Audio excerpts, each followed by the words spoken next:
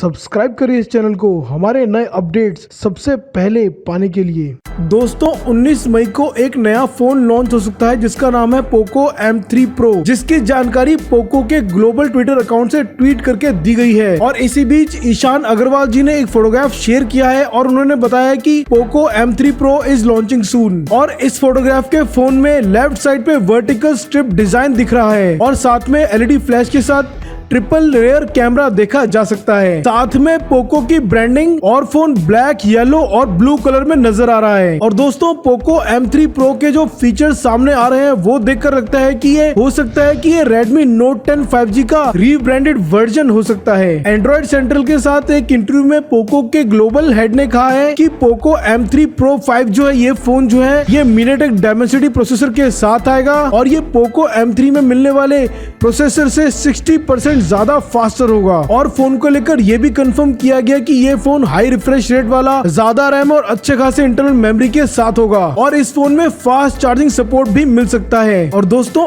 इस फोन के जो रूमर्ड स्पेसिफिकेशंस पता चल रहे हैं वो देख के ये लगता है कि इस फोन में मिलेंगे आपको 48 मेगापिक्सल का मेन कैमरा, 5000 mAh की बैटरी, 6.5 इंच का स्क्रीन। लेकिन दोस्तों अभी ये कंफर्म नहीं हुआ है कि ये फोन भारत में कब तक लॉन्च होगा। और दोस्तों इससे पहले मिलने वाला पोको M2 Pro जो है वो 13,000 से 15,000 के बीच मिलता है मार्केट में। और दोस्तों वेट करते हैं पोको M3 Pro का कि ये भारत में कब लॉन्च होगा। और जहां तक जानकारी मिल रही है ये फोन 19 तारीख को लॉन्च हो जाएगा, लेकिन इंडिया में कब लॉन्च होगा ये भी कंफर्म नहीं है। और दोस्तों वेट करते हैं इस फोन का। और दोस्तों अगर आपको वीडियो अच्छा लगा तो वीडियो को जरूर लाइक कर दीजिएगा, चैनल को सब्सक्राइब कर दीजिएगा। मिलते हैं अगली वीडियो में, धन्यवाद। सब्सक्राइब करिए इस चैनल को हमारे नए अपडेट्स सबसे पहले पाने के लिए।